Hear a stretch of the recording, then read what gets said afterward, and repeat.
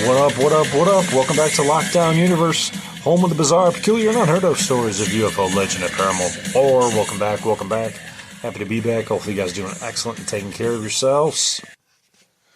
So, welcome back. I am happy to be back. I think this is going to be an interesting one. We're going to talk about how we may very well be in the Matrix. And a lot of people believe that. And for everybody from Neil deGrasse Tyson to Elon Musk. So why might we be in the Matrix? Lots of reasons. Well, one, there's a study that was just done about individuals who have been taking DMT and then looking at a laser that's shot at a wall. And when this laser is shot at a wall, the people that are on the DMT can see these lines of code written in symbols in the laser itself. So they're not shooting the laser into the person's eye. Don't be ridiculous. They're looking at it as it's being beamed into the wall, and then it's kind of like shot almost parallel to the wall, but it intersects with the wall and it goes down the wall's line, and they can read this code. Now, a lot of people say, well, that might be the code to the Matrix then, right? Maybe. Well, how would we know if we are in a simulation? Well, apparently, there's a game that has been created back in 2016 called No Man's Sky. Now, Mr. Carson, who does a lot of alien coverage, he talked about No Man's Sky. It's an action-adventure survival sci-fi game. And the point is that this game, it took only 15 people. It's on one single disc, one single DVD. There are 18, let me get it right, 18 septillion planets on this one disc. Each planet, 18 quintillion. That's 18 to the 10th power, 1.8 to the 10th to the 19th power. 1.8 times 10 to the 19th power. It's a lot of zeros. The point is that each planet has its own everything. Its own individuality, its own people, its own civilizations. What Carson talked about doing is, he said, what would happen if we enter AI into the chat, right? If we put AI modeling into No Man's Sky. So Billy Carson is who I'm talking about. So he said, let's put it in there and let's see what happens. Could you imagine what would happen if you had a video game that all of a sudden you have 18 quintillion planets, all with their own civilizations, beginning to realize that it's becoming self-aware. And when it's becoming self-aware, what's going to happen? It's going to start asking questions.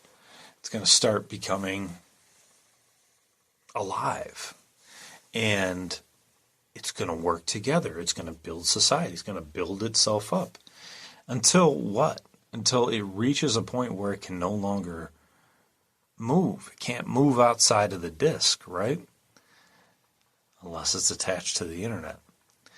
So what's interesting about this game is that it allows you to travel from planet to planet to planet and engage with these different societies. What's interesting about our current simulation, if that's the case, is that it takes a long time for us to get from our planet to any other planet using our conventional means. However, Ben Rich, who led Skunkworks back in the 80s, stated that they have the technology to bring ET home. So now we may have we might have the technology to travel amongst planets that have civilizations. So if that's the case, that would eliminate that problem. But it is interesting to think about that there's enough distance between us and the next closest planet that would take us quite a while to even get to. To even get to Mars with our current, you know, propulsion-based technology would take months to get to. And that's a long ways, isn't it? But it's possible. So is it possible that the universe was made in such a way, simulated or created, in that we can't go off planet until we've developed to a certain point in our species spiritual and mental and emotional and societal spiritual capacity in order to travel there. So we can't just jump off planet Earth, no gravity, and just land on Mars. That'd be insane, right? We'd all die. So we have to build up an understanding of our physics, build up an understanding of how the worlds work, and build up an understanding of how we can work together in order to create the technology in order to get there.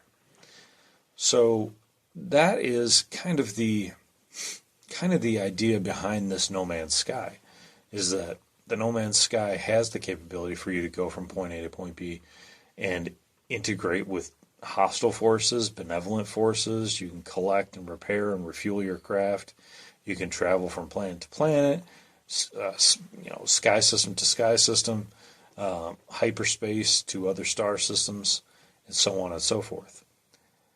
I think that idea is really interesting, that if we actually implanted AI into a game system, what would happen? Would it become self-aware in the instance, or to the effect that it would become so self-aware that it would know that it's in a video game? That might be kind of where we're at now. It's kind of what I did a TikTok on earlier, where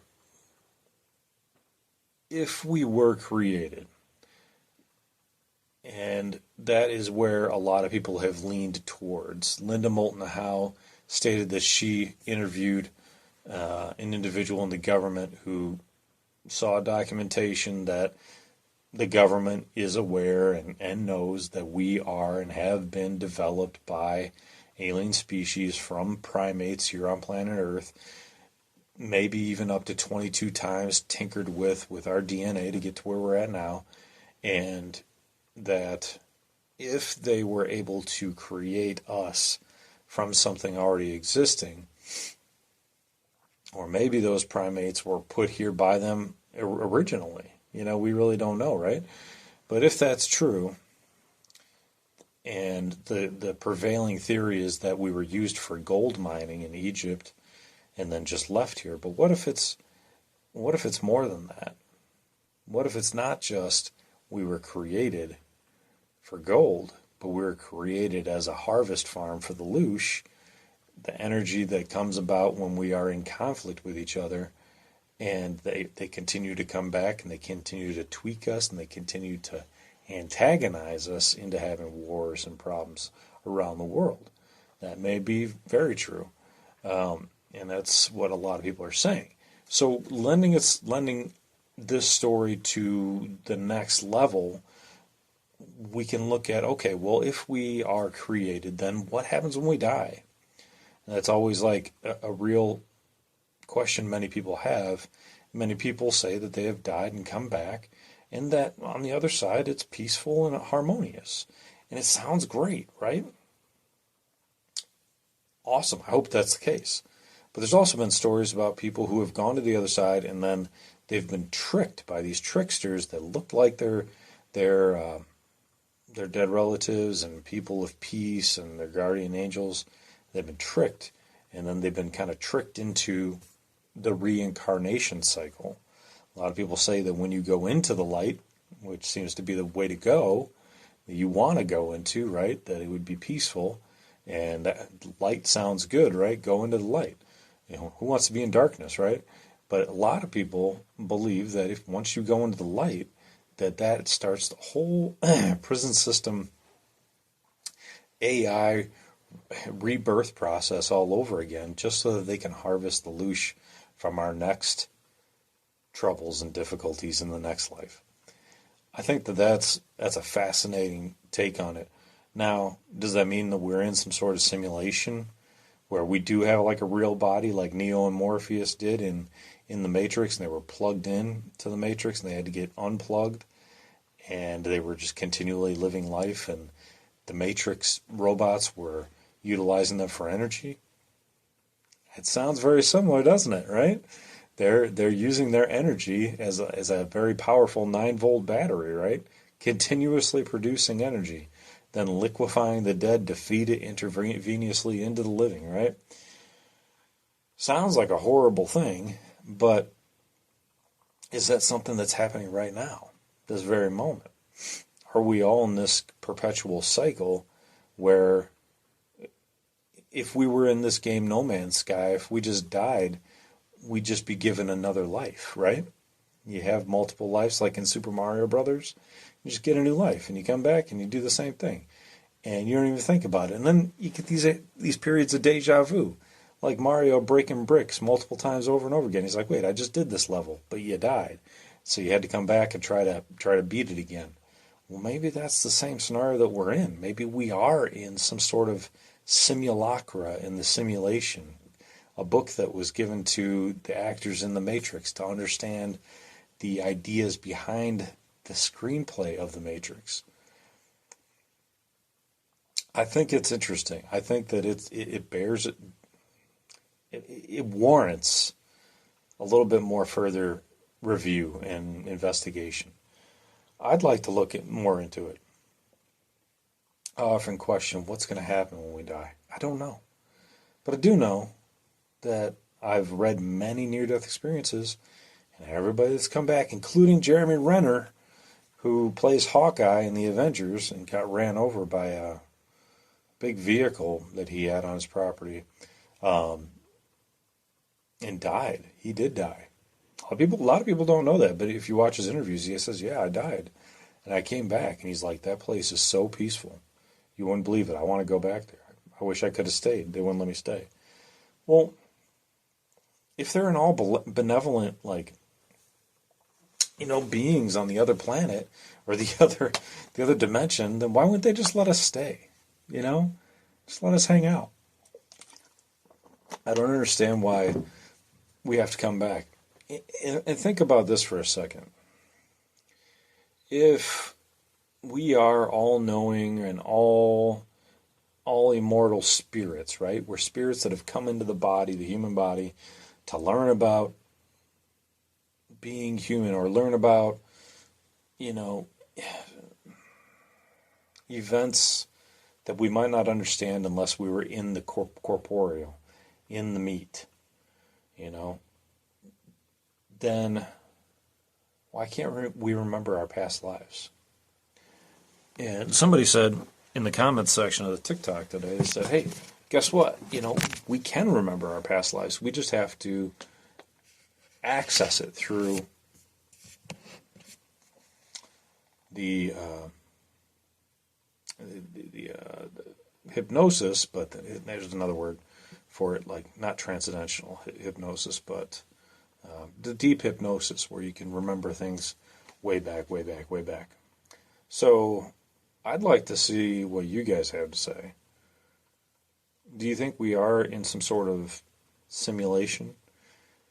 What happens when we put AI into a game like No Man's Sky and see what the outcome is? Haven't heard of it yet, so I'm interested to see what the outcome is. I don't know. I want to see. Because if it can go outside of the realm of the disc, if it can communicate that it understands that there are limitations to its world, then we'll really understand kind of where we sit as well. We're still learning the limitations of this world in physics and what we think we know of as physics. Think about the fact that, like Sir Isaac Newton just figured out there was gravity, not too long ago. And now, within 100 years, we've gone from, the gas-powered engine to vehicles to going to the moon, and sending out, satellites out into the night sky, and maybe even having extraterrestrial vehicles that we can cruise around the skies in. I mean, and that's within the span of 100 years? Yeah. 100 years, 120 years. So we went from riding horses to going into space on a continual basis in 120 years. It's pretty fucking amazing, man. Anyway, those are my thoughts for today. Leave your comment in the comment section. I'd like to hear what you have to say. It's an interesting topic. I don't know where we sit, but I'm excited to find out.